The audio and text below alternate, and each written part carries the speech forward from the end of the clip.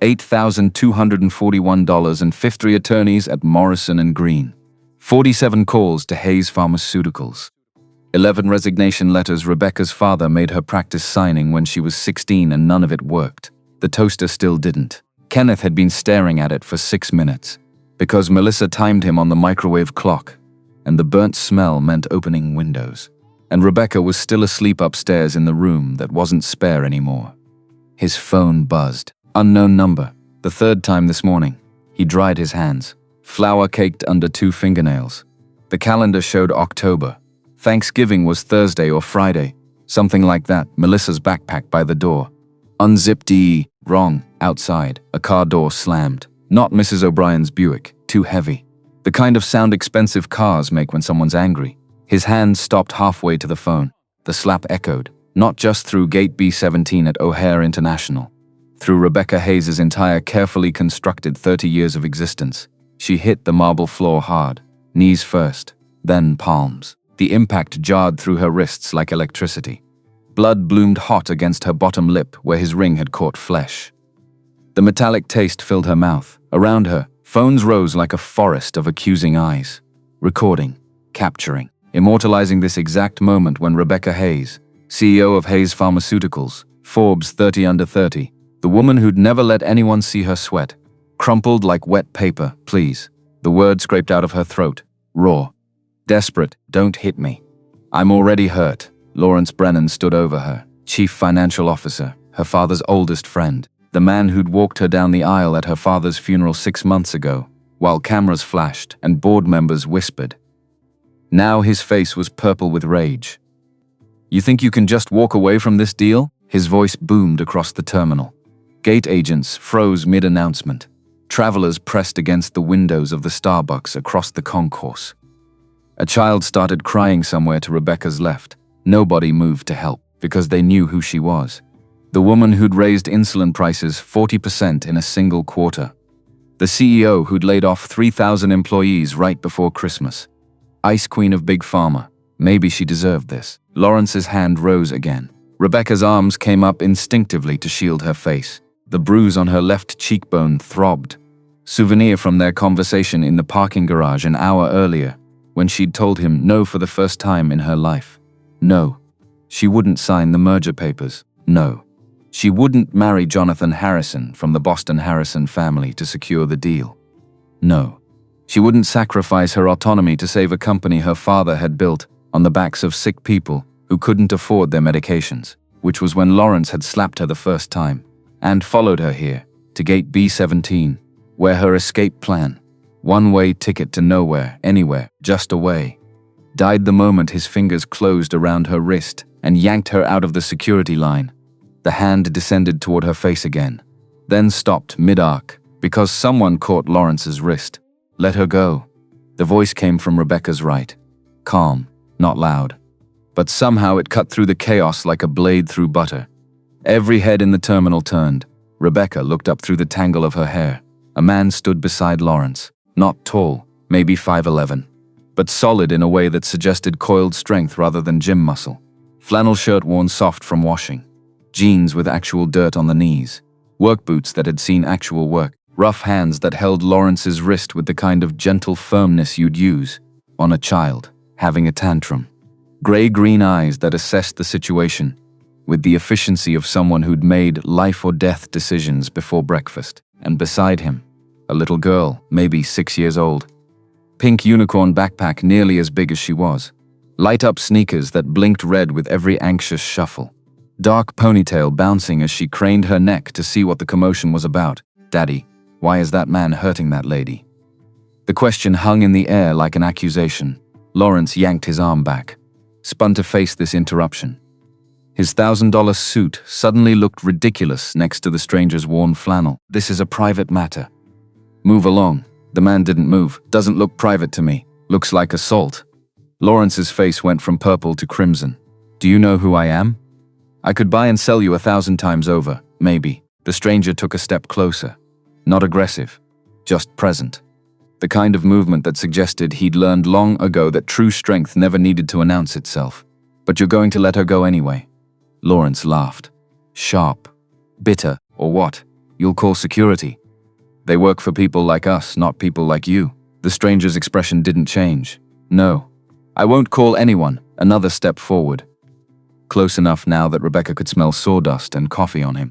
Close enough that she saw the calluses on his hands from years of manual labor.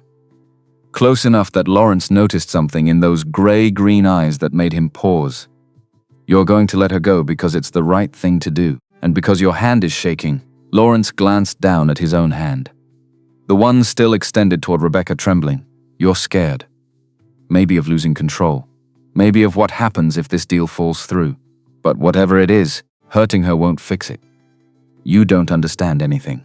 Lawrence's voice had lost some of its bluster. The crowd pressed closer, phones still recording. The moment stretched taut as a wire. I don't need to understand. I just need you to let her go.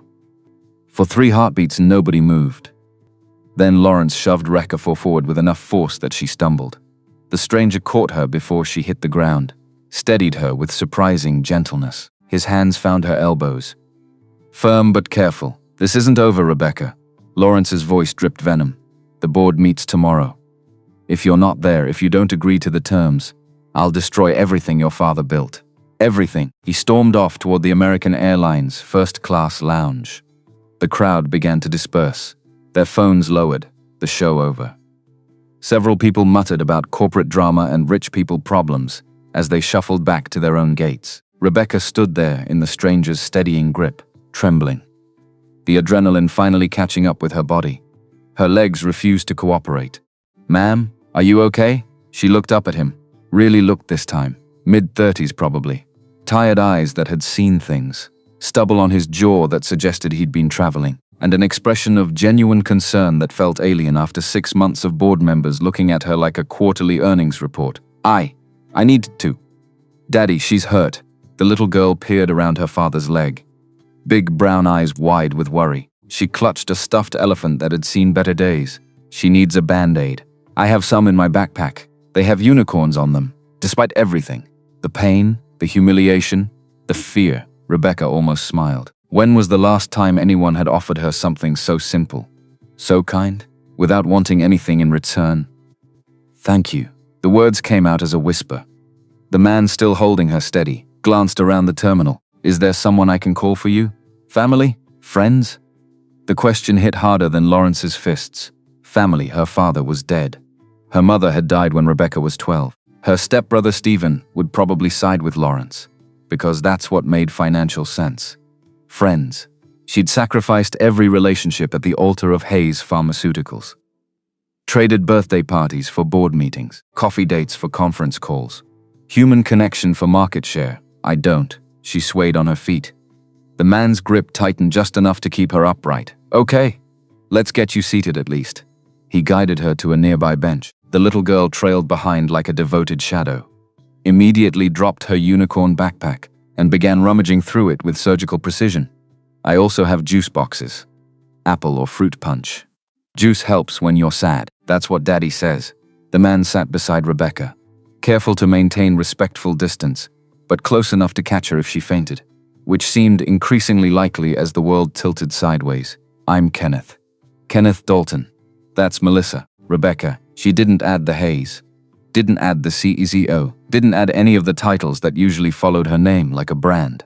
Right now she was just Rebecca, sitting on a bench with a stranger and his daughter, wondering how her life had come to this. That man. Is he going to come back? Kenneth's voice was careful, not prying.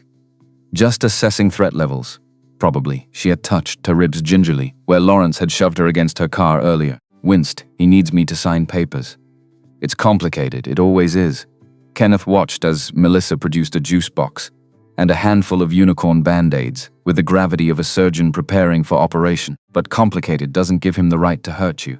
You don't understand. I've done things. Made decisions. Rebecca's voice broke. Maybe I deserve.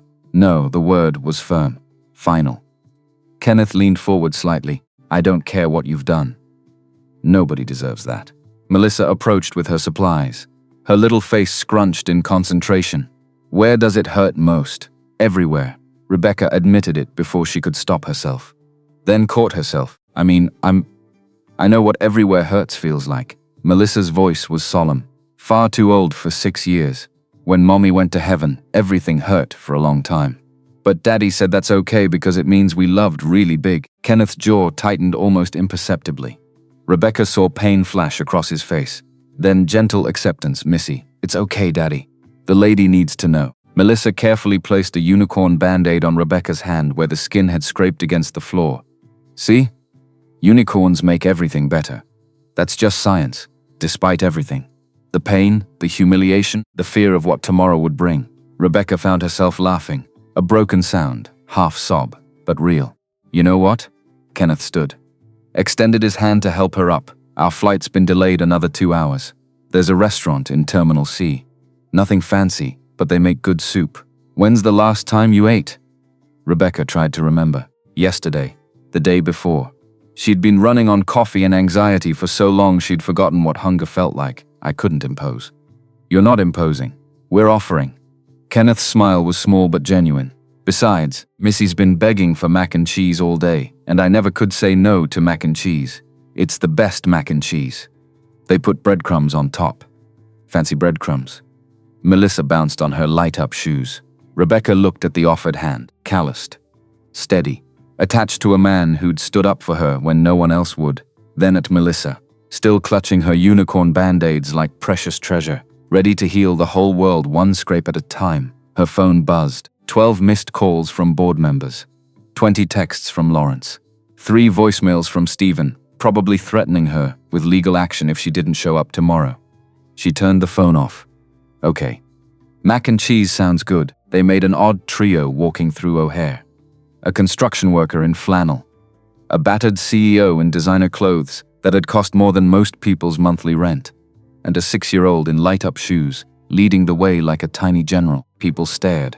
Some recognized Rebecca from the earlier scene. Others just saw the incongruity. But Kenneth's presence created a buffer around them.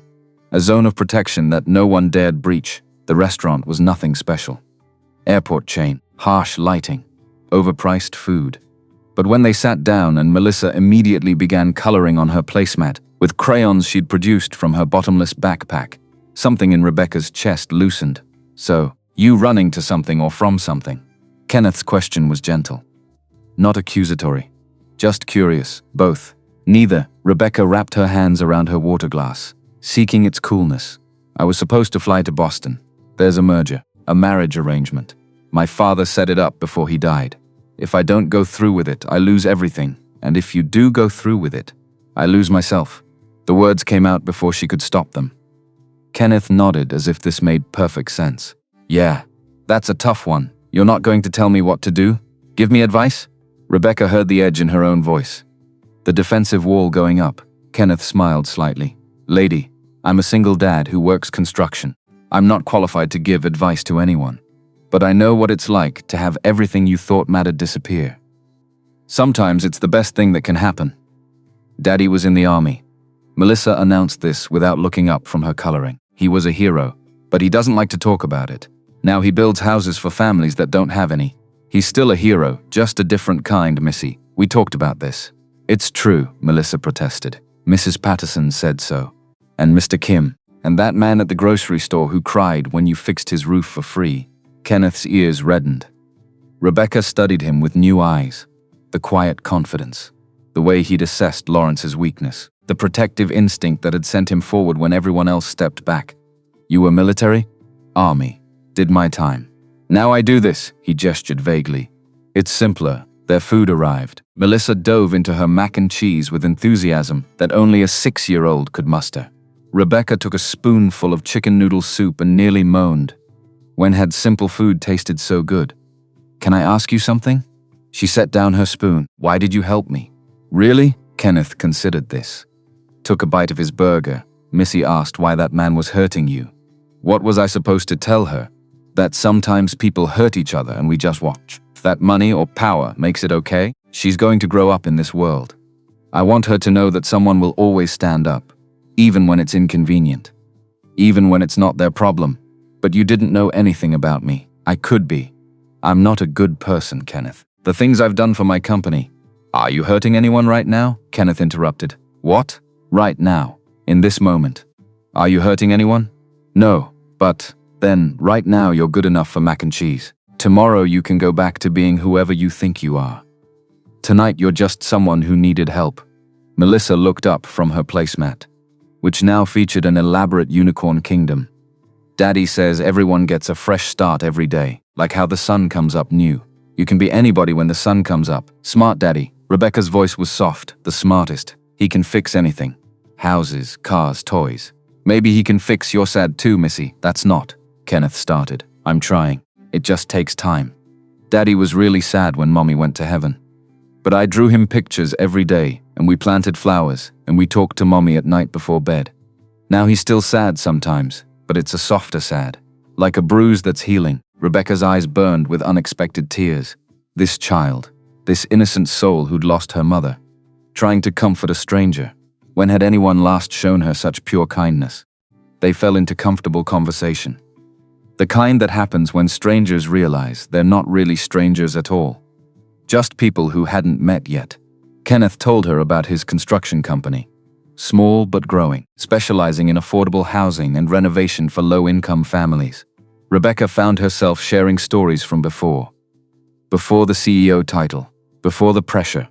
Before she'd forgotten who she used to be. I wanted to be a teacher. Elementary school. I loved kids. Loved the idea of shaping minds. Making a difference. But my father said teachers don't change the world.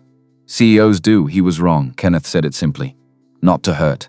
Just stating fact, teachers changed my world. Mrs. Patterson, 5th grade. Told me I was smart enough for college even though my dad said college was for rich kids. She's the reason I got into West Point. But you didn't stay military? Sarah got sick right after my second deployment. Choices had to be made. I chose her. Chose Missy. Never regretted it. The restaurant was starting to empty. Late hour and delayed flights creating unusual calm in the terminal. Melissa had progressed from coloring to building towers with sugar packets. Her tongue stuck out in concentration. What happened? If you don't mind, the question was quiet. Directed at Kenneth, cancer. 3 years ago, Missy was 3. Old enough to remember, young enough to adapt. Kids are resilient like that. Kenneth's voice was matter of fact. But Rebecca heard the ocean of grief underneath. I'm sorry. Me too. But Sarah, my wife, she wouldn't want us stuck in the sorry. She was all about moving forward. Finding the next good thing. He watched Melissa return to her coloring. Some days are harder than others. And you never remarried? Found someone else? Rebecca wasn't sure why she asked. Curiosity maybe, or the desperate need to understand how people survived losing everything. Kenneth shrugged.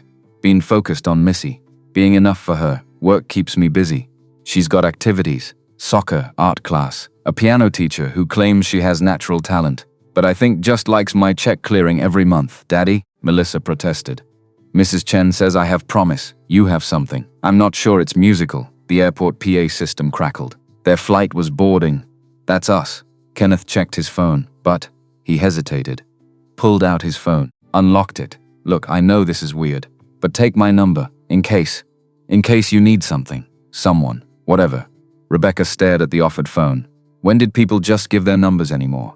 No business card. No networking app. Just a simple gesture of human connection. She entered her number. Then his into her phone. Thank you. For everything. I don't know how to repay. You don't. That's not how it works. You pass it on sometime. When you see someone who needs help, you help. That's the deal. Daddy, can she come with us? Melissa asked suddenly. She doesn't have anywhere to go, Missy. She has a life here, actually. Rebecca heard herself say it before her brain caught up. I don't. Not really. I have a company that's about to be taken from me. An apartment I barely see. And a family that only cares about my net worth, she stood. The decision crystallizing with sudden clarity. I don't suppose you know any good hotels near where you live? I think I need to not be here for a while. Kenneth and Melissa exchanged looks. Some silent communication passing between father and daughter.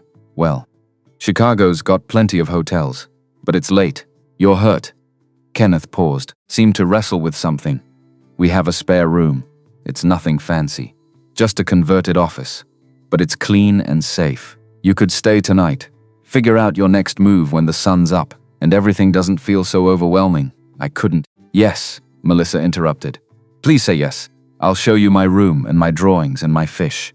His name is Mr. Bubbles, but he doesn't blow bubbles, which I think is false advertising. Kenneth laughed from somewhere deep in his chest, a sound that suggested he didn't do it often enough. She makes a compelling case. Rebecca looked at these two strangers who'd shown her more kindness in 2 hours than anyone had in years. The smart thing would be to say no. Check into a hotel, face tomorrow's board meeting. Salvage what she could of her empire. But when had the smart thing ever made her happy? Okay. If you're sure, we're sure, Melissa said firmly. Daddy, tell her we're sure, Kenneth echoed, and his smile was warm. Genuine, come on, let's go home. They walked to their gate together, Melissa between them, chattering about everything and nothing. Other passengers glanced at them curiously.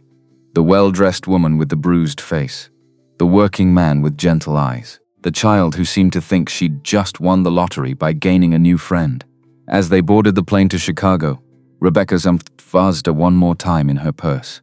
She pulled it out, saw Lawrence's name, and without hesitation turned it completely off. Not airplane mode. Off, window or aisle? Kenneth asked, checking their boarding passes. I don't know. Rebecca realized she hadn't flown commercial in 5 years. The company jet was always waiting. Window.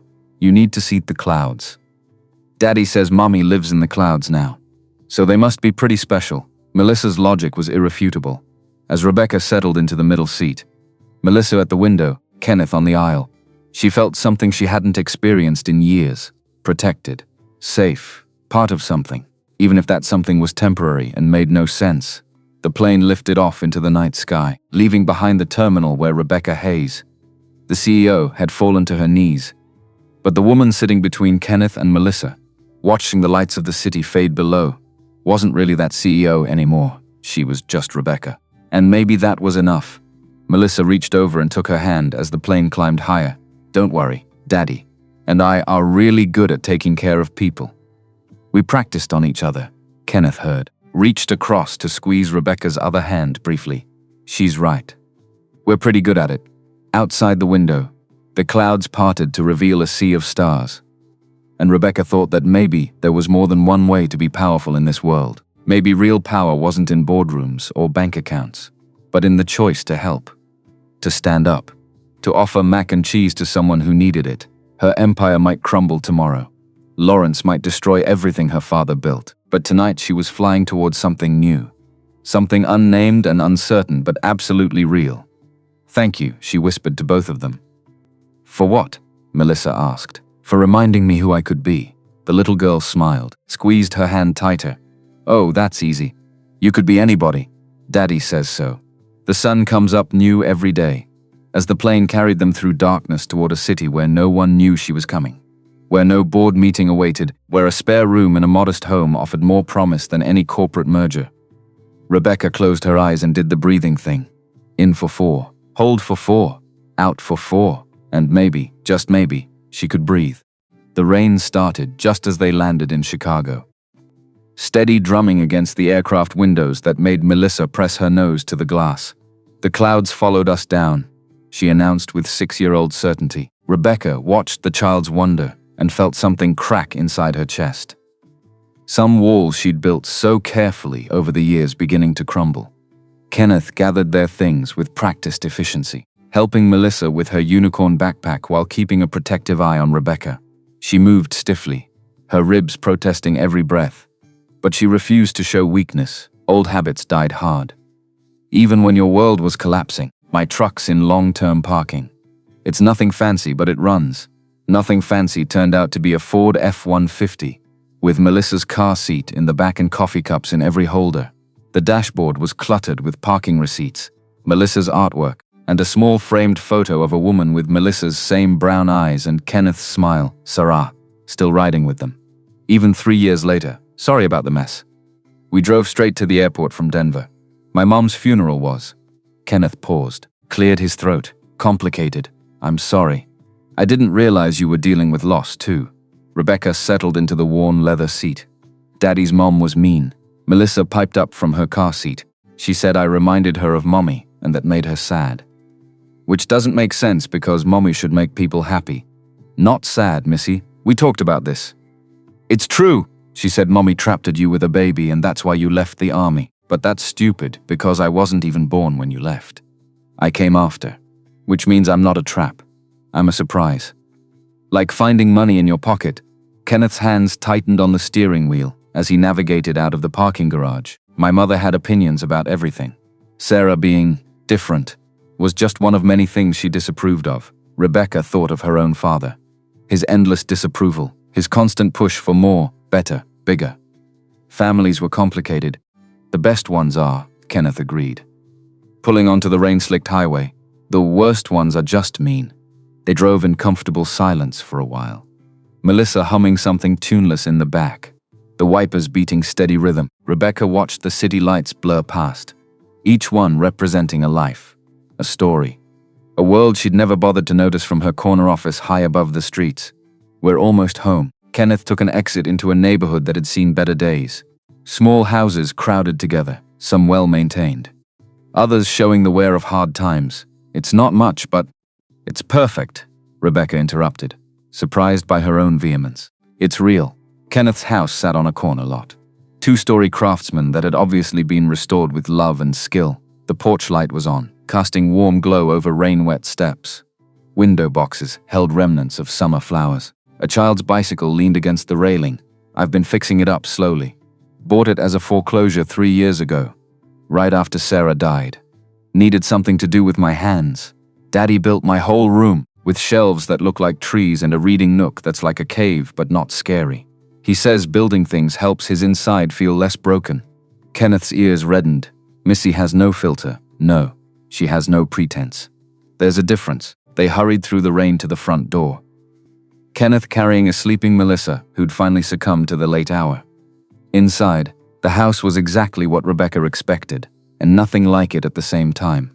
Clean, but lived in. Organized, but clearly home to a child.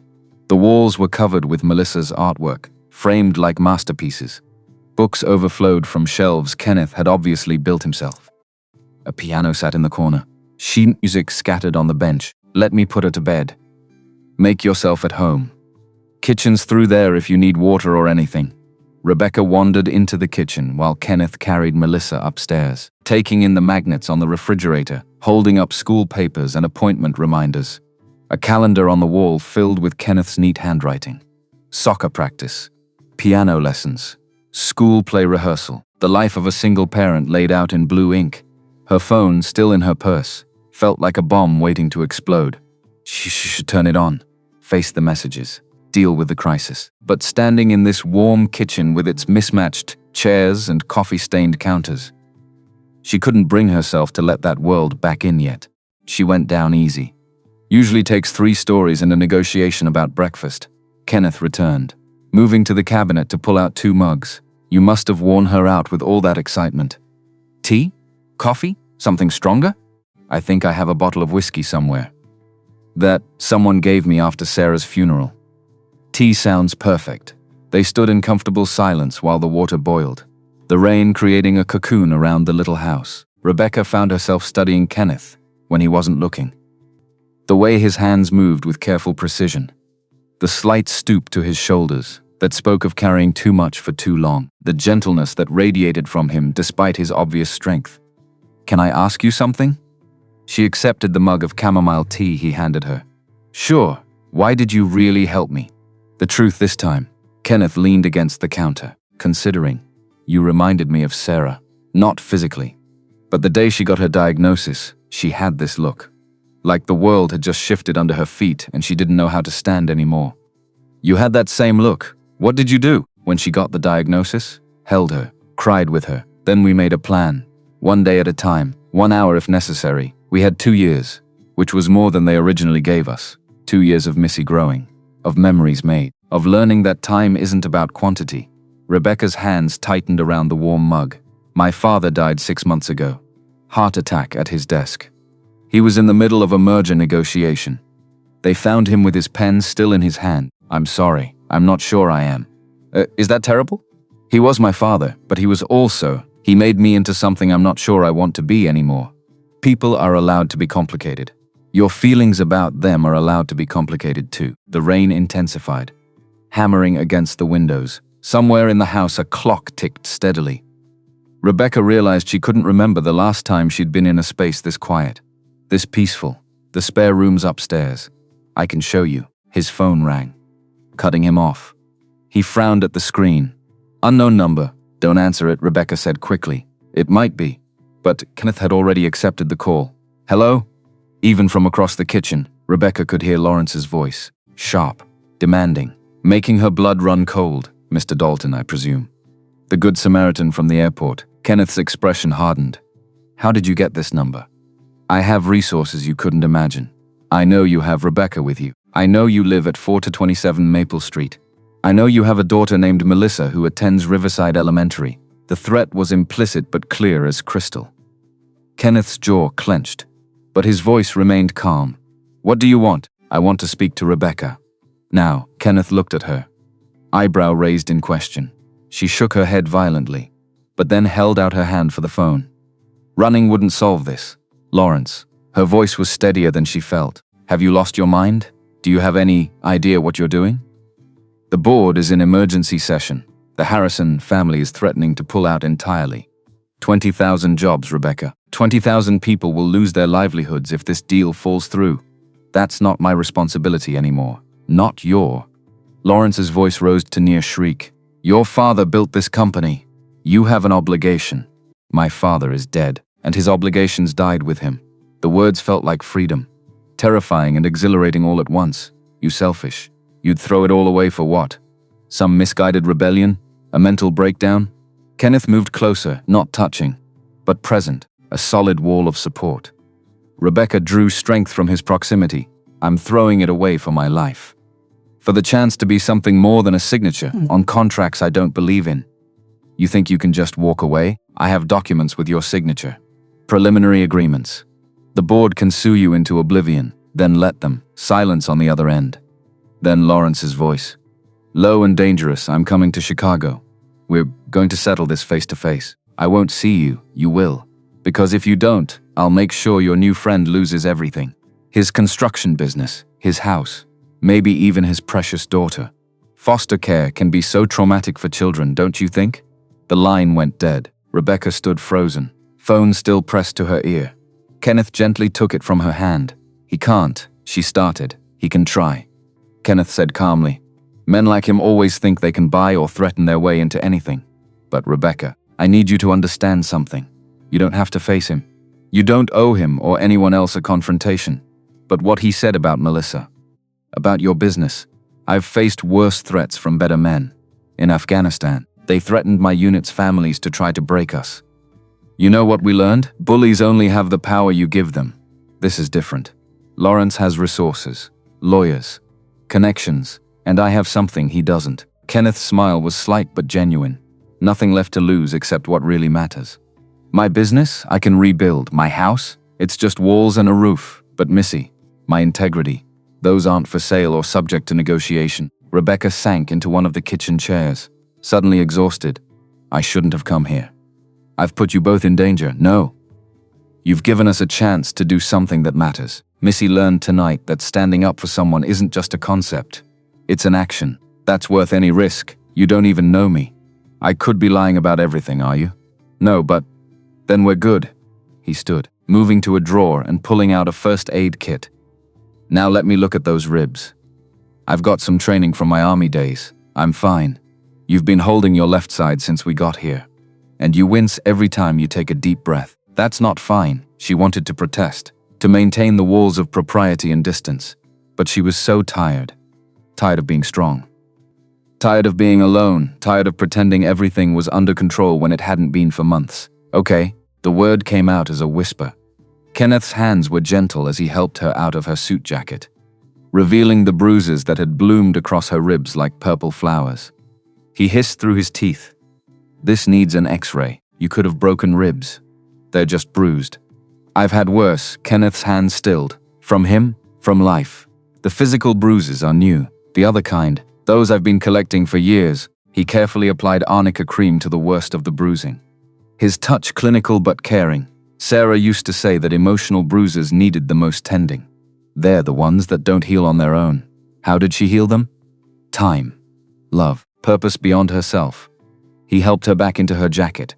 She volunteered at a women's shelter before she got too sick. Said it reminded her that everyone was fighting something. "I've never volunteered for anything." Never had time. You have time now. The simple statement hit her like revelation. She did have time now, at this moment in her life. No meetings tomorrow. No calls to return. No deals to close. The freedom was overwhelming and exhilarating in equal measure. A small voice from the doorway made them both turn. Are you fixing her? Melissa stood there in dinosaur pajamas, rubbing sleepy eyes. Hey, sweet pea, you should be asleep, I heard voices. Angry voices. Melissa padded over to Rebecca. Was it the mean man from the airport? Yes. But it's okay. Your daddy scared him away, Rebecca said. Seeing no point in lying, Daddy's good at scaring away bad things. He checks my closet every night and tells the monsters to go away. They always listen. Maybe he can teach me that trick, Rebecca said, smoothing Melissa's hair. It's easy. You just have to use your strong voice and mean it. Monsters can tell if you don't mean it. All right, monster fighter. Back to bed. Kenneth lifted Melissa from Rebecca's lap. Can Miss Rebecca tuck me in too? Kenneth looked at Rebecca questioningly. She nodded. Standing carefully, Melissa's room was exactly as described. A masterpiece of a father's love. The shelves really did look like trees, complete with carved leaves and hidden birds. The reading nook was a cozy cave with fairy lights strung along the opening. Every surface held treasures, rocks, feathers, broken jewelry, transformed into fairy crowns. This is my mommy. Melissa showed Rebecca a photo by her bed. The woman in the picture was radiant. Blonde hair, bright smile. Arms wrapped around a younger Melissa. Daddy says I have her smile and her stubborn. Her stubborn? Yeah. When I don't want to do something, I get really stubborn. Like Mommy did when the doctor said she should stop working. She kept going until she couldn't anymore because she said kids needed her. What did she do? She was a nurse. For kids. Daddy says she made scared kids brave. Kenneth tucked the blankets around Melissa with ease born of 3 years of solo parenting. Story or song? Song. The one about the blackbird. Kenneth sat on the edge of the bed and began to sing softly, his voice rough but tender. Blackbirds singing in the dead of night. Take these broken wings and learn to fly. Rebecca stood in the doorway watching this nightly ritual and felt her heart crack wide open. This was wealth. This was power. This small room with its handmade wonders. This child with her absolute trust. This man with his quiet strength. Her phone buzzed in her pocket. Without looking, she knew it was Lawrence, or the board, or Stephen, or any of the dozen people who thought they owned pieces of her. She left it unanswered. When Melissa was asleep, Kenneth showed Rebecca to the spare room. Simple but clean. With a quilt that looked handmade and a small window overlooking the backyard. Sarah's mother made that quilt. Sends one every Christmas. I think it's her way of staying connected to Missy. It's beautiful. There are towels in the bathroom. And I'll find you something to sleep in. Sarah's clothes are still. He paused. I kept them. I know that's probably weird, but it's not weird. It's love. Kenneth looked at her for a long moment, something shifting in his expression. Yeah. It is, he returned with soft t-shirt and pajama pants. They might be a bit small, but they're comfortable. After he left, Rebecca changed slowly, her ribs protesting. Sarah's clothes smelled faintly of lavender and something else. Something indefinable but comforting. She sat on the bed, looking around the small room that was now temporarily hers. Her phone, still off. The world could wait until morning. Tonight she was just a woman in borrowed clothes, in a stranger's spare room that somehow felt more like home than anywhere she'd lived in a decade. Rebecca lay down, pulled the handmade quilt up to her chin, and slept. Rebecca woke to sunlight streaming through unfamiliar curtains. For 3 heartbeats she didn't remember where she was. Then it all crashed back. Lawrence, the airport, Kenneth, Melissa. This spare room in a stranger's house that somehow felt safer than anywhere she'd lived in a decade. Her phone, still off. Still in her purse across the room like a grenade with the pin half pulled. Downstairs, she heard voices. Melissa's high-pitched chatter. Kenneth's low rumble. The smell of coffee drifted up through the floorboards. Normal domestic. Alien, Rebecca touched her ribs gingerly. Purple had deepened to almost black overnight. Every breath reminded her that yesterday wasn't a nightmare. It happened. She'd been beaten in public, saved by a stranger, fled to Chicago. And now what? She found her way to the bathroom, splashed cold water on her face, avoided looking too long at the reflection staring back. That woman with the split lip and hollow eyes didn't look like a CEO. Didn't look like someone who'd commanded boardrooms and controlled billions. She looked like someone who'd finally stopped running long enough to realize she had nowhere to go. Sarah's pajama pants were too short. The t-shirt hung loose. Rebecca finger-combed her hair and accepted that this was as good as it would get. Downstairs, Kenneth stood at the stove, making what appeared to be preparations for pancakes, already dressed in jeans and a Henley. Melissa sat at the table in her school uniform, swinging her legs while she drew in a notebook. Both looked up when Rebecca appeared. "Morning. Coffee's ready. How did you sleep?" Kenneth's voice was carefully neutral, not prying, just present. Better than I have in months. The truth of it surprised her. Despite everything, despite the pain and fear and uncertainty, she'd slept good. "Missy's got school in an hour, but I made extra batter if you want pancakes. I don't want to impose." "You keep saying that word." Melissa didn't look up from her drawing. "Impose. But you're not imposing. You're visiting. There's a difference." Rebecca found herself smiling despite the ache in her jaw. "You're right. I'm sorry. Don't be sorry either. Just sit down and let Daddy make you breakfast. He's really good at it. Not as good as Mom was, but still pretty good." Kenneth's ears went red, but he didn't correct her. Just poured batter onto the griddle with practiced efficiency. Rebecca sat, accepted the coffee he slid across the table. "Black. Strong. Perfect. Your brother called my landline last night. After you went to bed." Kenneth flipped a pancake without looking at her. "Stephen?" Her voice came out sharper than intended. "He said to tell you he's coming to Chicago, that he needs to see you, not to drag you back, just to talk." "What did you tell him?" "That I'd pass along the message. What you do with it is your business." Melissa looked up. "Is he a good brother or a bad brother?" "I don't know anymore." Rebecca wrapped her hands around the coffee mug, seeking its warmth. "We used to be close. Before our father died. Before everything got complicated. People get complicated when money's involved." Kenneth set a plate of pancakes in front of her. Then Melissa. Then himself saw it in the army. Guys fighting over their buddy's life insurance after he got killed. Family turning on each other over inheritance. Money makes people forget what matters. Daddy's very wise, Melissa announced through a mouthful of pancake. "But he still can't make the toaster work right. The toaster's broken." "That's not a wisdom problem. That's a mechanical problem. You're a mechanic. Fix it. I'm a carpenter, not a you-know-what." "Never mind." Kenneth shot Rebecca a look that said this was an ongoing argument. She found herself laughing, actually laughing. The sound felt rusty, like machinery that hadn't been used in too long. Her phone, still upstairs, still off. The thought of turning it on made her stomach clench. "I need to make a decision." The words came out before she could stop them. Kenneth paused mid-bite. "About everything. The company. Lawrence. Whether to go back and fight or just walk away. What do you want to do?" "I don't know. That's the problem. For 30 years I've done what my father wanted, what the board wanted, what made financial sense. I don't know what I want." Melissa set down her fork. "When I don't know what I want, Daddy says I should make a list. Good things on one side, bad things on the other. Then count which has more. That's very logical." Rebecca's chest felt tight. "Does it work? Sometimes. Other times I just pick what makes me less scared." Out of the mouths of babes, Kenneth stood. Started clearing plates. "I need to drop Missy at school. Then I've got a job site to check on. You're welcome to stay here. There's food in the fridge, Wi-Fi passwords on the fridge. Or you can come with us, see the city. Whatever you need, I should probably." "What? Face Lawrence? Call the board? Salvage the wreckage of her life?" "I'll stay, if that's okay. I need to think." After they left, Melissa extracting a promise that Rebecca would still be there when she got home. The house fell silent, too silent. Rebecca found herself wandering, not snooping, just observing. The living room, with its comfortable furniture that had seen real use. Books on the shelves that had actually been read. Melissa's artwork taped to the refrigerator with the same care museums gave to Picasso's photos everywhere. Sarah was in most of them, laughing, holding baby Melissa, standing beside Kenneth in his army dress uniform, at a hospital in scrubs with pediatric nurse embroidered on the pocket. Beautiful, vibrant, dead at 32, and Kenneth had survived it, built this life, raised their daughter, found purpose in construction and community, while Rebecca had let her father's death 6 months ago nearly destroy her.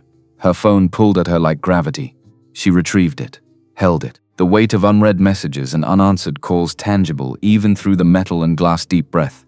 In for 4, hold for 4, Out for 4, she powered it on. The phone erupted. 73 missed calls. 56 text messages. 22 voicemails. Lawrence. The board. Stephen. Dr. Patricia Sullivan from R&D. Her executive assistant. Her lawyer. The board had met. Emergency session. Vote pending. Lawrence was on his way to Chicago. Would be here by noon. Stephen had information. Critical. Call him. Rebecca's hands shook. She dialed Stephen before she could change her mind. He answered on the first ring. Jesus, Becca. Where are you? Chicago. Safe. What's the critical information? I found something. In Dad's personal safe. A second will. Rebecca's world tilted sideways. What? He had a contingency plan. If you ever walked away from the company voluntarily, not fired, not forced out, but chose to leave, there's a trust fund. $50 million. And the Vermont house. Mom's house, the Vermont house. Their mother, Eleanor, had loved that place. Bought it the year before she got sick. Before cancer took her when Rebecca was 12 and Stephen was 15. Their father, Charles, had maintained it but never visited. Too many memories. Why wouldn't he tell me? Rebecca's voice cracked. There's a letter. Sealed for you. I haven't opened it. But Becca, this means he knew. He planned for this. Maybe even hoped for it. I don't understand. Maybe Dad wasn't the monster we thought. Maybe he was just a man who didn't know how to let his daughter choose herself until he was gone. Rebecca sank onto Kenneth's couch. The phone pressed hard against her ear. The board vote. When? Tomorrow morning, 10 a.m. Lawrence is pushing for full removal. Wants to install himself as CEO. But Patricia Sullivan has 3 other board members ready to oppose. It'll be close. And if I show up? If you show up and fight, you might win. Keep your position. Save the company from Lawrence. Or you don't show up. You accept the secondary will. You take the money in the house and you walk away. Let Patricia lead. She's good, Becca. Better than Lawrence. Maybe even better than you. The truth of that hurt, I need time to think. You have until tomorrow morning. But Becca, Lawrence is in Chicago. He knows where you are. Be careful. After she hung up, Rebecca sat in the silence. $50 million. The Vermont house. Her father's blessing to leave. Except it wasn't that simple. 20,000 jobs hung in the balance. Employees who'd done nothing wrong. Families who depended on Hayes Pharmaceuticals for their livelihoods. Could she really walk away? The doorbell rang. Rebecca froze. Lawrence.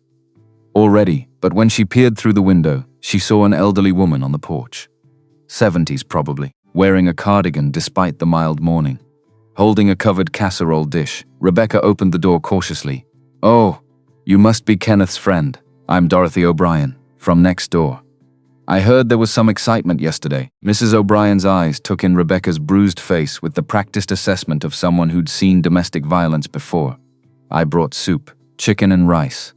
My grandmother's recipe. It fixes most things, that's very kind. But I'm not. You're not what? Hungry? Hurt? In need of kindness? Mrs. O'Brien stepped past Rebecca into the house without waiting for invitation. I've known Kenneth Dalton since he moved in 3 years ago. Good man.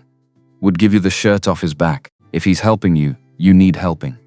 So don't waste my time pretending otherwise. Rebecca found herself following this tiny tornado into Kenneth's kitchen. I've lived on this street 40 years. Raised 5 children here. Buried a husband. Watched neighbors come and go. And I can tell you this much. When someone's running from danger, the worst thing they can do is run alone. Mrs. O'Brien set the soup on the counter. Turned to face Rebecca directly. Whatever you're running from, it followed you here. I saw a man in an expensive car drive by twice this morning. Slow, looking. That's not a friendly looking, that's a hunting looking. Fear spiked through Rebecca's chest. Lawrence, whoever he is, he's not welcome on this street. Kenneth's part of our community, which means you're under our protection now too. Whether you want it or not, I don't want to bring trouble. Trouble comes whether we want it or not. Question is whether we face it alone or together. Mrs. O'Brien patted Rebecca's hand. Now, I'm going to make some calls. By lunchtime, every person on this block will know to watch for that car. You just focus on healing and deciding what you're going to do next. After she left, Rebecca stood in Kenneth's kitchen holding a casserole dish from a stranger who'd decided to protect her, this neighborhood. These people who looked out for each other. When was the last time anyone in her world had done something without expecting return on investment? Her phone rang unknown number. She considered not answering. But something made her accept the call. Rebecca Hayes. Ms. Hayes.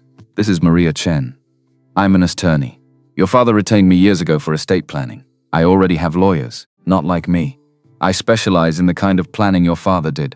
The second will, the contingencies. Rebecca's attention sharpened. Stephen told you he found it?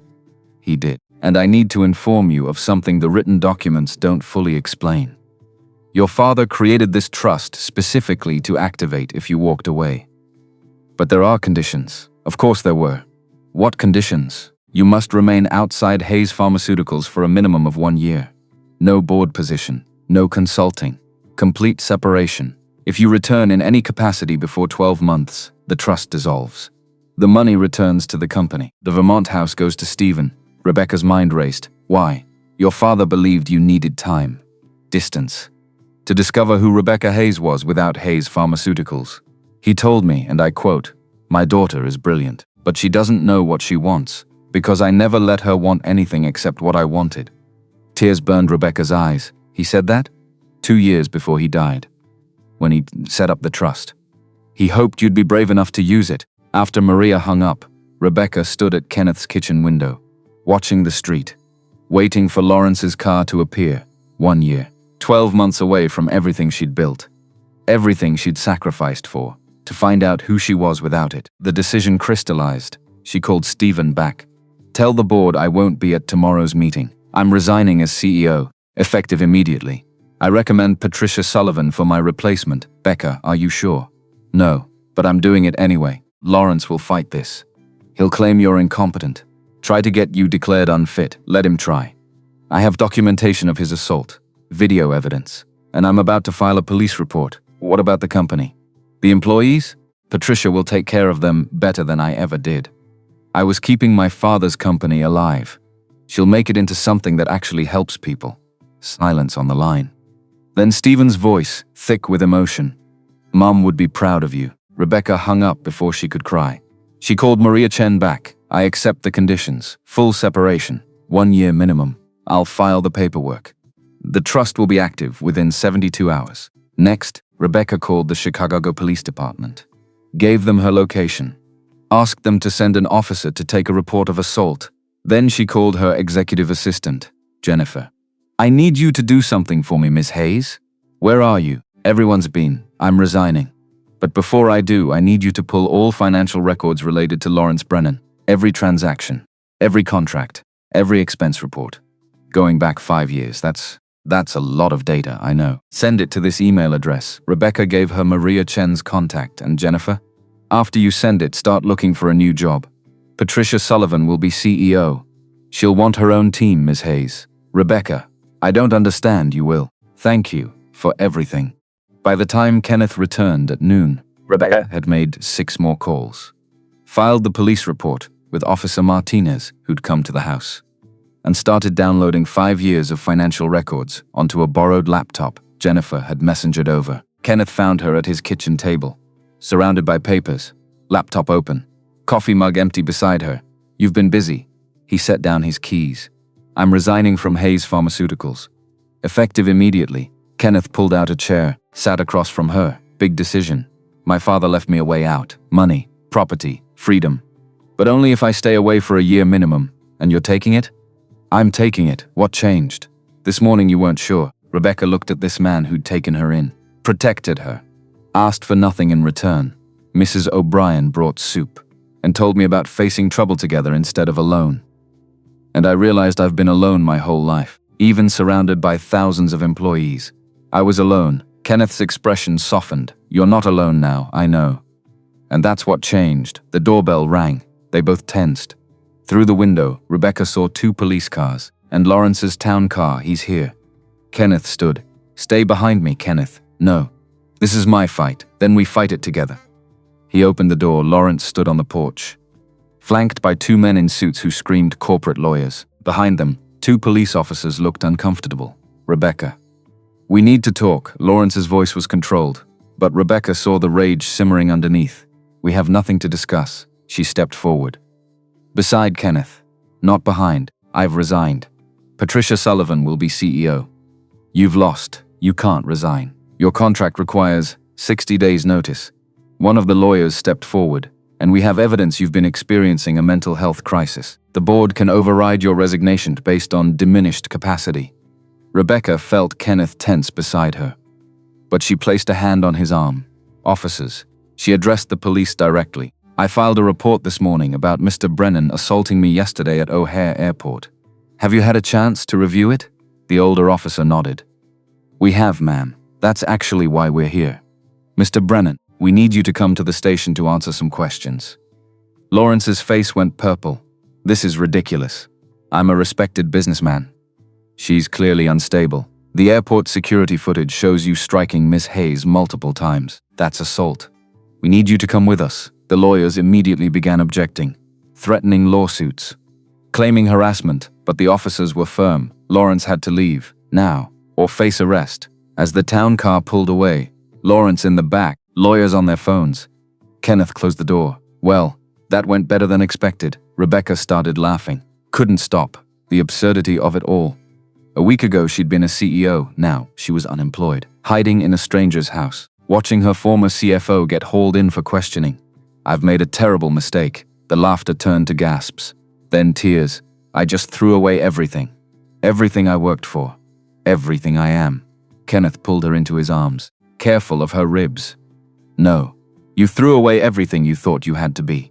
Now you get to figure out what you want to be, she cried into his shoulder, soaking his shirt, all the fear and grief and uncertainty of the past 6 months pouring out. When Melissa came home from school, brought by Mrs. O'Brien, who'd volunteered for pickup duty, she found Rebecca and Kenneth at the kitchen table. Going through financial records. What are you doing? Homework. Kenneth glanced up. Boring adult homework. How was school? Fine. We learned about fractions. They're weird. Can Miss Rebecca help me with my homework? If she wants to. Kenneth looked at Rebecca. Do you know fractions? I have an MBA. I think I can handle 3rd grade math. They worked at the table together. Melissa with her math workbook. Rebecca with 5 years of Lawrence's financial transactions. Kenneth making dinner in the background. Domestic. Normal. Surreal. Around 6 p.m., Rebecca found it. Kenneth, her voice was sharp enough to make him turn from the stove. I found something. Lawrence had been embezzling. Not large amounts. Small transfers. 50,000 here. 75,000 there. Spread across dozens of shell companies. Over 5 years, it added up to nearly $20 million. But that wasn't the worst part. He's been buying counterfeit medications from overseas, repackaging them with Hayes pharmaceutical labels, selling them at full price. Kenneth came to look over her shoulder. That's illegal, dangerous, and potentially deadly. Rebecca scrolled through shipping manifests, purchase orders, quality control reports that Lawrence had falsified. If these drugs are substandard, people could die, might have already died. Her hands shook. I need to call the FDA, the FBI. Someone, not tonight. Kenneth's hand landed gentle on her shoulder. Tonight you eat dinner, you breathe. Tomorrow we figure out next steps. But people could have been taking these medications for months if your timeline is right. One more night won't change that. But going into this exhausted and emotional Will, he was right. Rebecca knew he was right. They ate Mrs. O'Brien's soup. Melissa chatted about fractions and her friend Emma, who could do a cartwheel. Kenneth told a story about a job site mishap involving a confused electrician and a very stubborn pipe. Normal, except Rebecca's world was imploding. After Melissa went to bed, Kenneth and Rebecca sat on the front porch, watching the neighborhood settle into evening. Thank you. Rebecca finally broke the silence. For what? For not freaking out when I showed up with police and corporate lawyers, and enough drama to fill a soap opera. Kenneth smiled slightly. I've had worse house guests. There was this one guy after Afghanistan who showed up drunk, brought his goat, and lived in my garage for 3 weeks. You're making that up. I wish I was. The goat ate my favorite boots. They sat in comfortable quiet. The kind that only comes when 2 people have survived crisis together. What happens next? Kenneth's question was gentle. I turn this evidence over to authorities. I testify if needed. And then I figure out who I am when I'm not a CEO. Where will you go? The Vermont house? Maybe. Eventually. Right now I don't. I know I've overstayed my welcome here. I should find a hotel. Missy would riot. She's already planning to show you her fish tomorrow. Apparently Mr. Bubbles has been dying to meet you. Rebecca laughed despite everything. I can't stay here forever. Why not? Well, not forever, but until you figure out next steps. The room's just sitting there. Honestly, it's nice having another adult around. Kenneth, I don't want to be Charity. You're not Charity. He paused, choosing words carefully. You're someone who needed help, and now you're someone who might need time to heal. That's not charity. That's what people do for each other. Mrs. O'Brien's words echoed. I'll pay rent. You'll contribute to groceries and help Missy with her homework. That's the deal. They shook on it. Rebecca's phone rang. Stephen, the board voted. Patricia Sullivan is the new CEO. 8-4. Lawrence? He was voted off the board entirely. Sexual harassment complaints came forward. Assault charges pending. And the board's launching an internal investigation into his finances. Rebecca closed her eyes. Good, Becca. You did the right thing. Dad would be proud. I'm proud. After she hung up, Kenneth stood. I should let you rest. Big day tomorrow. FBI, FDA. Probably a dozen other alphabet agencies, Kenneth. He paused at the door. Why are you doing this? Really? He considered the question. Sarah died because cancer doesn't care how good a person you are. Missy lost her mom for no reason except cells mutating. Life's random, cruel sometimes.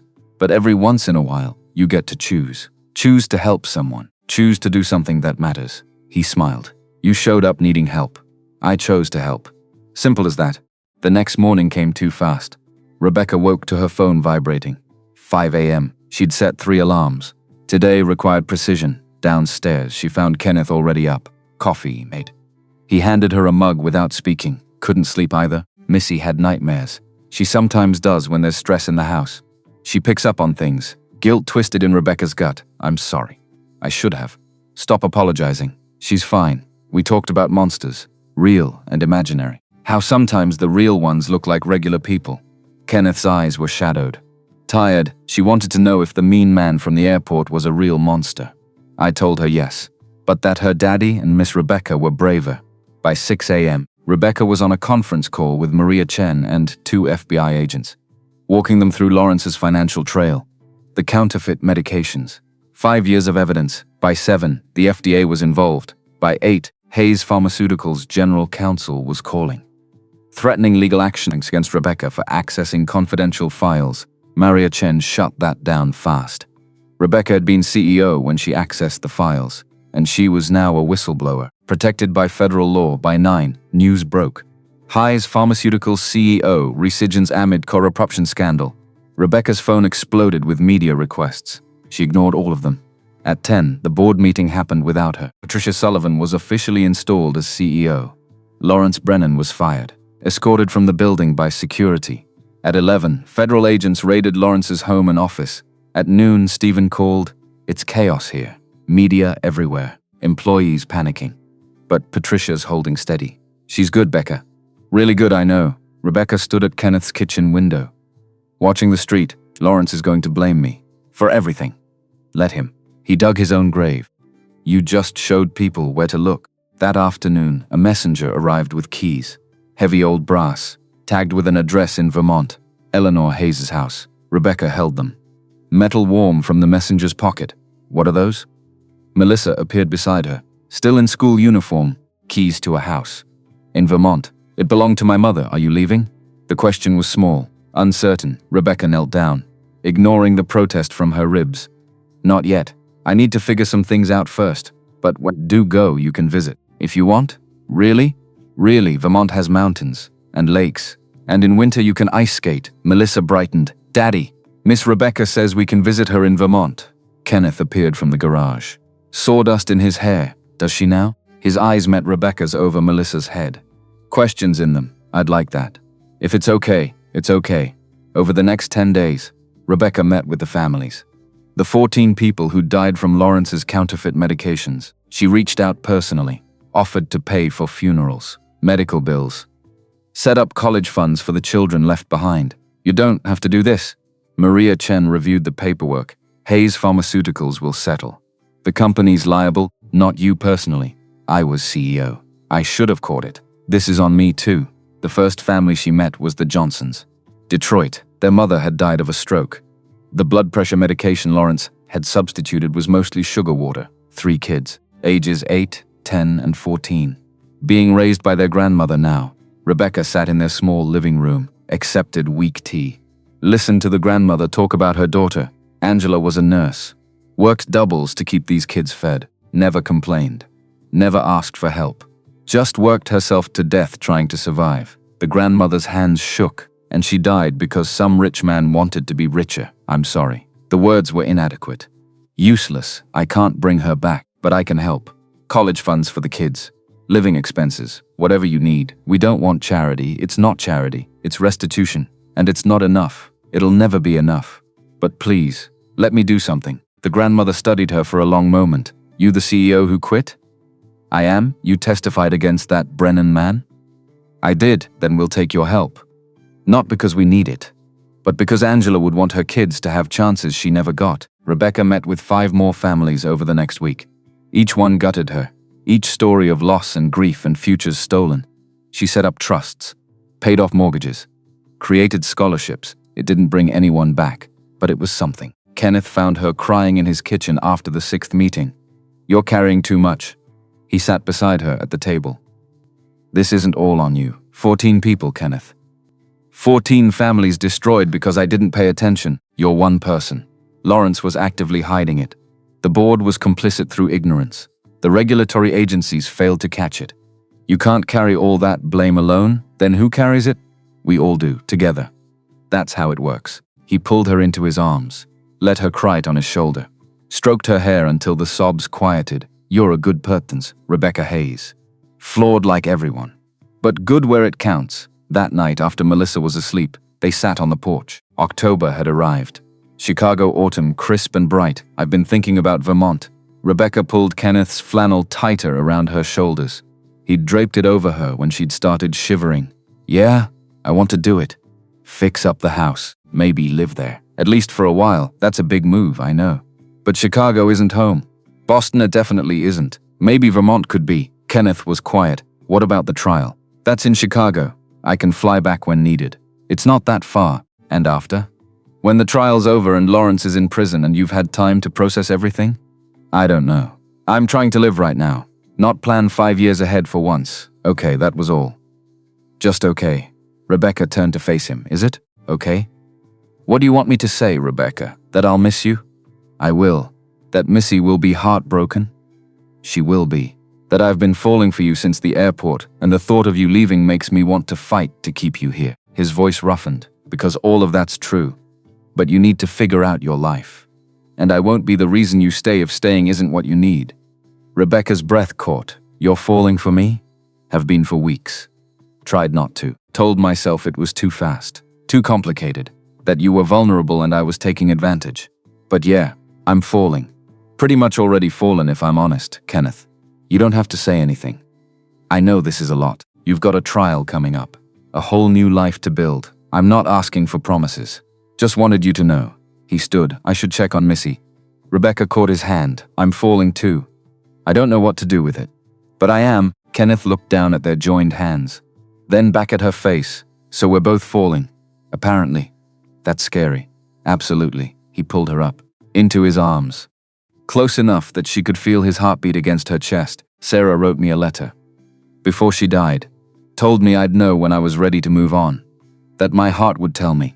His hand came up to cup Rebecca's face. I think my heart's been yelling for weeks, and I've been ignoring it. What's it saying now? That I want to kiss you. Have wanted to since you helped Missy's with her fractions. And laughed at my terrible dad jokes and cried over families you'd never met because you felt responsible for their pain. Rebecca's hands found his chest, fisted in his shirt. Then kiss me. He did. Slow at first. Testing. Gentle with her healing lip, then deeper. Urgent. Weeks of tension breaking like a dam. Rebecca gasped into his mouth. Kenneth's arms tightened around her waist, lifting her onto her toes. When they finally broke apart, both were breathing hard. That was, yeah, we should probably talk about it.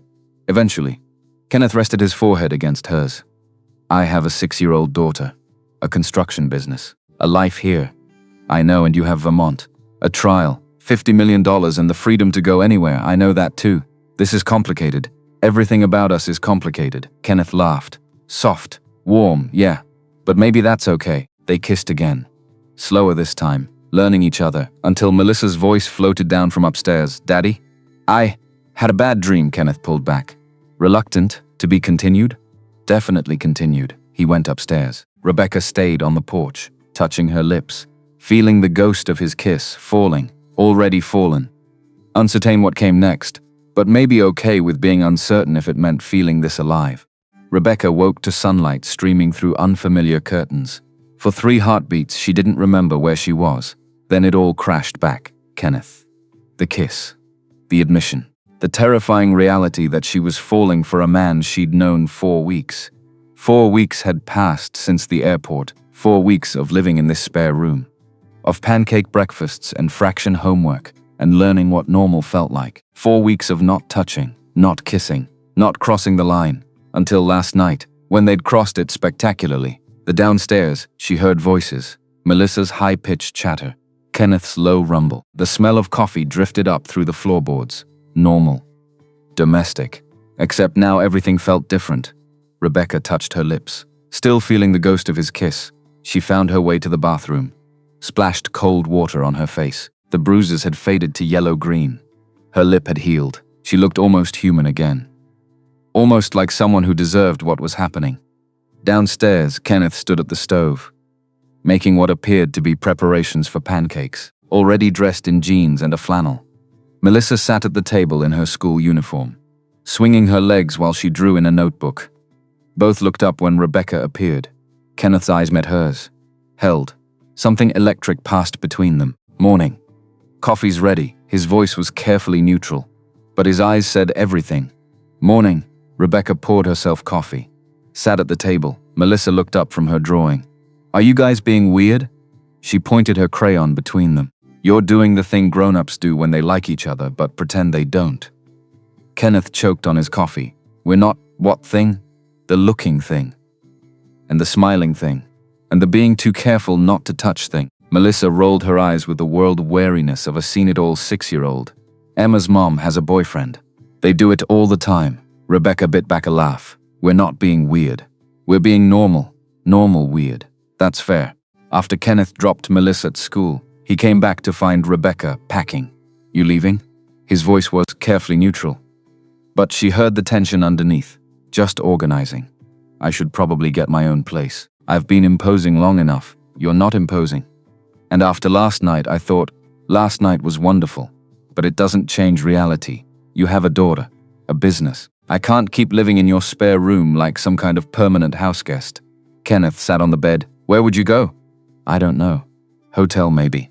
Or I could head to Vermont early. Get started on the house? Alone? I've been alone most of my life.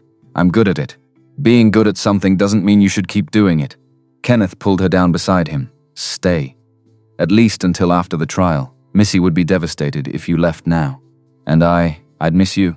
A lot, Kenneth. I'm not asking for forever. Just asking you not to run because things got real last night. Rebecca looked at their joined hands. I don't know how to do this. The relationship thing. I've had exactly 2 boyfriends. Both ended badly. And I've never lived with anyone except college roommates, and that was a disaster, so we figure it out together. Make mistakes. Communicate. Try not to screw it up too badly. That's your big plan? That's all anyone's plan. The rest is just pretending to have it together. Despite herself, Rebecca smiled. Okay, I'll stay. But I'm contributing more to groceries. And fixing that toaster. Deal. They shook on it. Then kissed to seal it. Which turned into more kissing. Until Rebecca pulled back. Melissa gets home in 6 hours. I'm aware. We should probably not be making out on the bed when she gets home. Also aware. But neither of them moved apart. The weeks blurred together after that. Kenneth started working on the Vermont house. Driving up weekends. Taking Melissa. Sometimes Rebecca joined them. Sometimes she stayed behind for meetings with lawyers. The trial date loomed. January 15th. Growing closer. Lawrence remained in jail. Denied bail a second time after threatening a witness. Rebecca testified at the preliminary hearing. Walked through the evidence. The counterfeit medications. The deaths. Lawrence's lawyer tried to paint her as a vindictive ex-employee. The prosecutor shut that down fast. One Saturday in late October, they made the drive together. All 3 of them.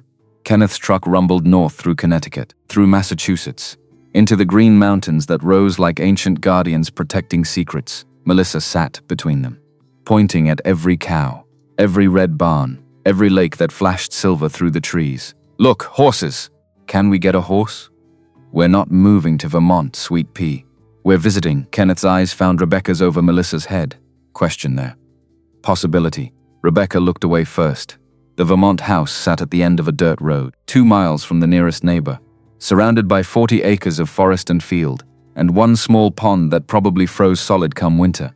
Victorian farmhouse, pale yellow with white trim, wraparound porch, gingerbread details under the eaves, exactly as Rebecca remembered from childhood summers before her mother got sick. It's a palace. Melissa pressed her face to the truck window. Can I explore? Please, I'll be careful. Kenneth looked at Rebecca. It's safe? No wells or anything? The pond's fenced. Everything else should be fine. Melissa bolted from the truck the moment Kenneth opened the door, racing toward the house like she'd been shot from a cannon. Rebecca and Kenneth followed slower. The porch steps creaked under their weight. Original wood. Over 100 years old. The front door stuck until Kenneth put his shoulder into it. Inside smelled like dust and time and memories. The furniture was covered in white sheets, ghost shapes in the afternoon light filtering through dirty windows. But underneath, Rebecca could see her mother's taste. Comfortable chairs, bookshelves lining every wall, a fireplace big enough to stand in. It's beautiful. Kenneth pulled back a sheet, revealing a deep blue velvet sofa. Your mom had good taste. She wanted this to be our escape. From Boston, from corporate life. She'd bring Stephen and me here every summer. Dad would visit on weekends, but mostly it was just us. Rebecca touched the mantle. Dust came away on her fingers. She died the October after we bought it. Never got to see a full year, I'm sorry. Me too. They walked through the house together. Kenneth making notes. Roof needs replacing. Windows need resealing. Furnace is ancient. Plumbing's questionable. Electric's up to code, but barely. It's a lot of work. But the bones are solid. He knocked on a support beam. Solid thunk. Give me 3 months and a crew. I could make it livable. 6 months. I could make it beautiful. How much? Kenneth did mental math. Materials and labor? Probably 120,000. Maybe more depending on what we find when we open walls. Rebecca had 50 million in the bank. 120,000 was nothing. When could you start? You serious? I'm serious. Kenneth set down his notepad. Rebecca, this is a huge commitment. You've only been away from Hayes Pharmaceuticals 4 weeks. Maybe you should wait. Make sure this is what you want. I've never been more sure of anything. The lie tasted bitter, because she wasn't sure. About the house, about Vermont, about what staying here would mean. But she was sure she didn't want to go back to Chicago alone. Melissa's scream cut through the moment. Both adults ran. They found her in the backyard, standing at the edge of the pond, pointing. Ducks. Look, baby ducks. A mother mallard and 5 ducklings paddled in tight formation. Melissa vibrated with suppressed excitement. Can we feed them? Do we have bread? We don't feed wild ducks, Missy. They're not pets, but they're so cute. Kenneth lifted her onto his shoulders so she could see better. Rebecca watched them together. Father and daughter. Easy affection. Uncomplicated love. What would it be like to be part of that? They spent the night at a bed and breakfast in town. 2 rooms, Kenneth and Melissa in one. Rebecca in the other. Professional. Appropriate. Safe. Rebecca lay awake listening to the old building settle, wondering why Safe felt so much like lonely. The next morning, Kenneth met with contractors, getting estimates for materials, timeline, labor costs. Rebecca walked the property with Melissa. This could be your room. She showed Melissa the small bedroom under the eaves, slanted ceiling, window seat overlooking the pond. Really? I could stay here sometimes? If your dad says yes. And if you want to. Melissa threw her arms around Rebecca's waist. I want to. Can we paint it purple? And get a telescope? Daddy says Vermont has good stars. We can do whatever you want. The hug tightened. Rebecca found herself blinking back tears. When had this child become so important? That afternoon, they drove back to Chicago. Melissa asleep between them within an hour. Kenneth kept his eyes on the road, but his hand rested on the seat between them, close enough to touch if Rebecca reached over. No. She didn't reach. Thank you for coming. Her voice was quiet, not wanting to wake Melissa, of course. You needed someone to look at the place. I needed you specifically. Kenneth glanced at her. Quick, then back to the road. Yeah? Yeah. The word hung between them, loaded with everything they weren't saying. Rebecca, what are we doing here? Driving back to Chicago? You know what I mean, she did. Of course she did, I don't know. I've never done this before. Done what? This. Whatever this is. I don't have a framework. Or a precedent. You're overthinking it. I'm good at overthinking. Kenneth smiled despite himself. Yeah, I noticed. They drove in silence for a while. Massachusetts blurring into Connecticut. Sarah's been gone 3 years. Kenneth's voice was careful. I thought I was done. With feeling things, with wanting things. Missy was enough. Work was enough. Then you showed up bleeding on an airport floor, and everything got complicated. Rebecca's heart hammered. Complicated how? Complicated like I can't stop thinking about you. Like I wake up, and my first thought is whether you're still in the spare room. Or if you left in the night. Like Missy asks every morning if Miss Rebecca is staying, and I don't know what to tell her, because I don't know what you want. I don't know what I want either. The honesty felt like surrender. I've spent 30 years being what other people wanted. My father's daughter, the board's CEO, the ice queen of pharmaceuticals. I don't know how to be just Rebecca, and I definitely don't know how to be Rebecca who deserves someone like you. Someone like me? Good, kind, whole. You've built this life with Melissa. This community, this purpose. I'm still trying to survive being me. Kenneth was quiet for a long time. You want to know what I see when I look at you? I'm not sure. I see someone who walked away from $1 billion because it was the right thing to do. Someone who spent 2 weeks building a case against a man who tried to destroy her. Someone who helps a 6-year-old with fractions, even though she could hire a dozen tutors. He paused. You're not just surviving, Rebecca. You're learning to live. And that's the bravest thing I've ever seen. The tears came fast. Silent. Rebecca turned her face to the window so he wouldn't see, but Kenneth's hand found hers in the space between them. Squeezed once. Held on. They drove like that all the way back to Chicago. Melissa sleeping. Kenneth and Rebecca connected by intertwined fingers. Not saying the words, not needing to. Thanksgiving came. Rebecca had nowhere to go. No family except Stephen, who was spending the holiday with his girlfriend's family in California. You'll eat with us. Mrs. O'Brien declared it rather than asked. I'm hosting. Kenneth and Missy are coming. Half the street's coming. You're coming. So Rebecca found herself in Mrs. O'Brien's crowded dining room, surrounded by neighbors she'd known less than 2 months. Eating turkey and stuffing and green bean casserole, Melissa sat beside her, chattering about the Christmas pageant at school. Kenneth sat across, catching her eye. Smiling this was family, not blood, not obligation, choice. After dinner, Kenneth walked Rebecca back to his house. Thank you for staying. Thank you for making me feel like I belong. You do belong. Here, with us, he kissed her on the porch, under these stars. While Mrs. O'Brien definitely watched from her kitchen window. Let her watch. Rebecca was done hiding. December arrived with the first snow. Melissa shrieked with joy. Dragged Rebecca outside to build a snowman. They gave him a carrot nose. Button eyes. One of Kenneth's old scarves. He needs a name. Melissa studied their creation seriously. How about Frederick? Frederick the snowman. They stood back. Admiring their work, Miss Rebecca? Yeah, sweetie. Are you going to be my new mom? The question hit like a truck. That's your dad and I are. Because if you are, that's okay. I mean, I miss mommy. I'll always miss her. But daddy says love doesn't run out. You can love lots of people. Melissa looked up with those big brown eyes. And I love you. So if you wanted to stay forever, I'd be okay with it. Rebecca knelt in the snow, not caring that it soaked through her jeans. I love you too, Missy. So much. But I'm not trying to replace your mom. She was special. Irreplaceable, I know. But you're special too. Different special, thank you. That means everything. They hugged in the snow. Frederick the snowman watching over them. That night, Rebecca told Kenneth about the conversation. I didn't know what to say. She asked if I was going to be her mom and I froze. Kenneth pulled her close on the couch. What do you want to be? I don't know. I've never thought about being a mother. Never seemed like something in the cards for me. And now? Now my stomach knots every time I think about it. Because I love her. I love you. And I have no idea if I'm capable of being what you both need. You're already what we need. You just don't see it yet. Christmas came fast. Rebecca had never decorated a tree before. Not really. Her father had hired services to do the penthouse. Professional. Sterile. This was different. Kenneth dragged a 7-foot Fraser fir into the living room. Melissa danced around it.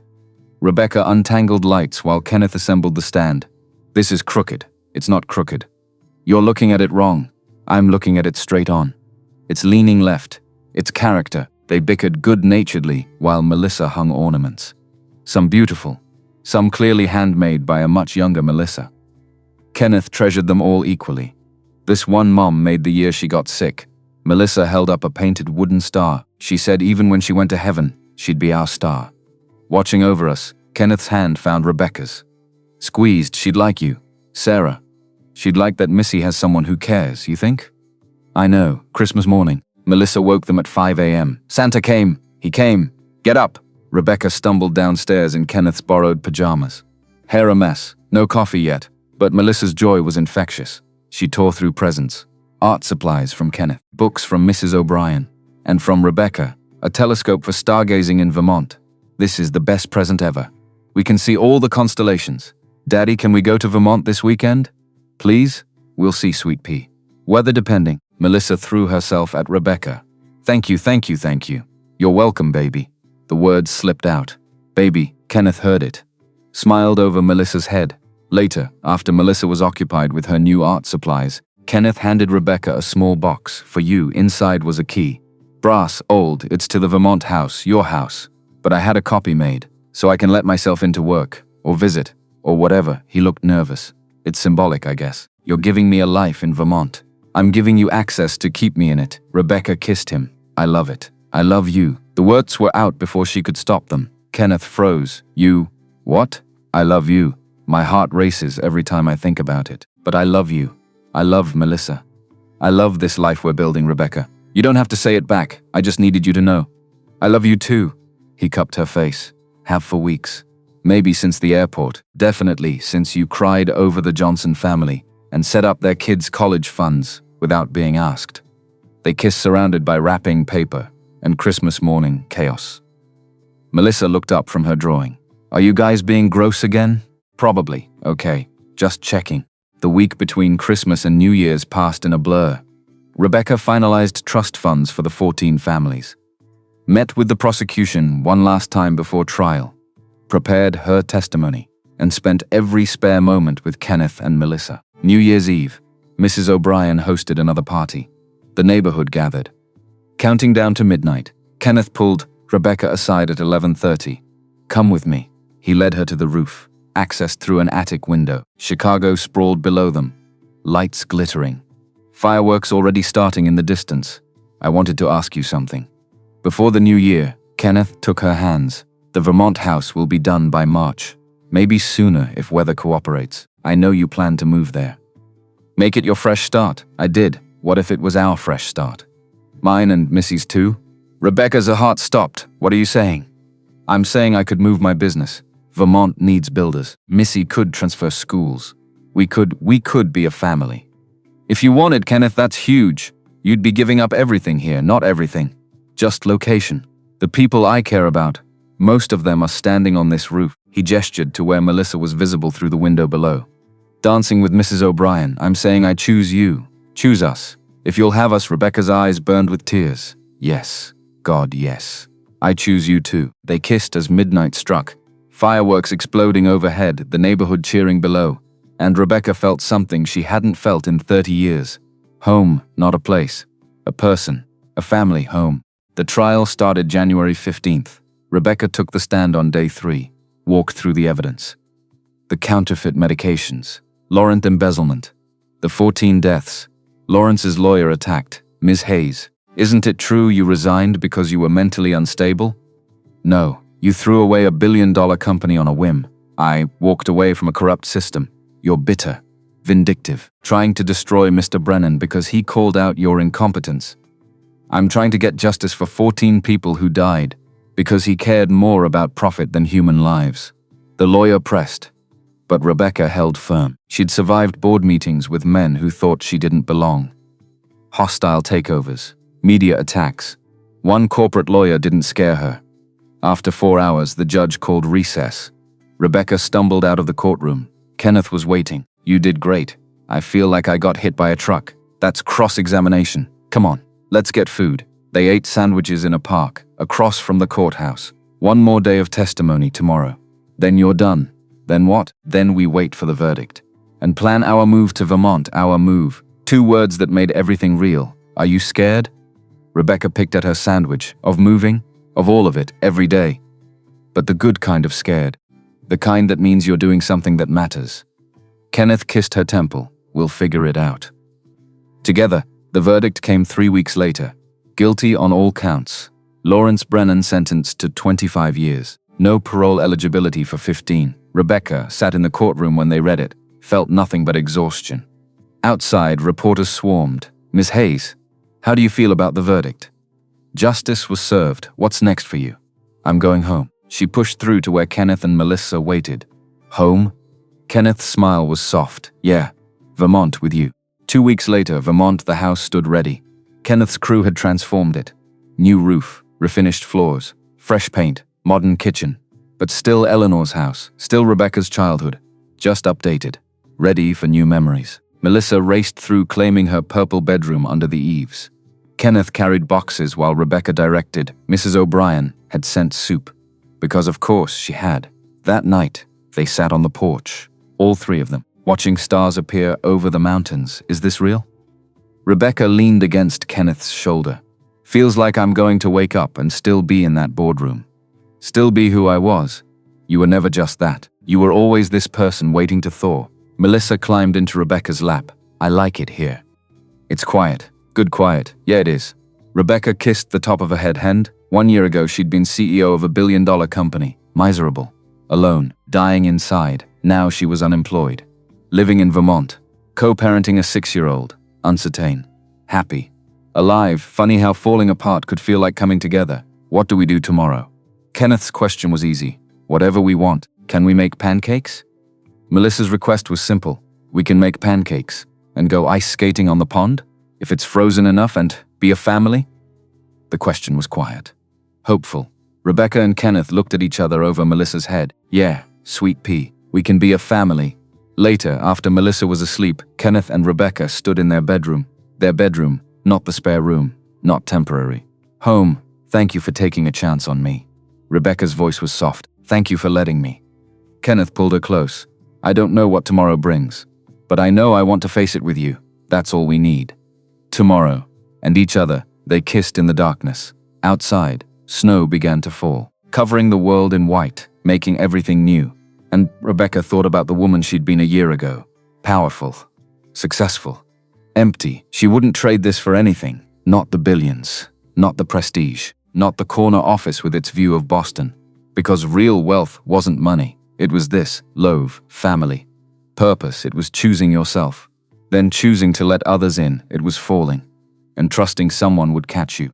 It was knowing that sometimes the bravest thing you can do is walk away from what's killing you toward what might save you. Rebecca Hayes had spent 30 years being what everyone else needed.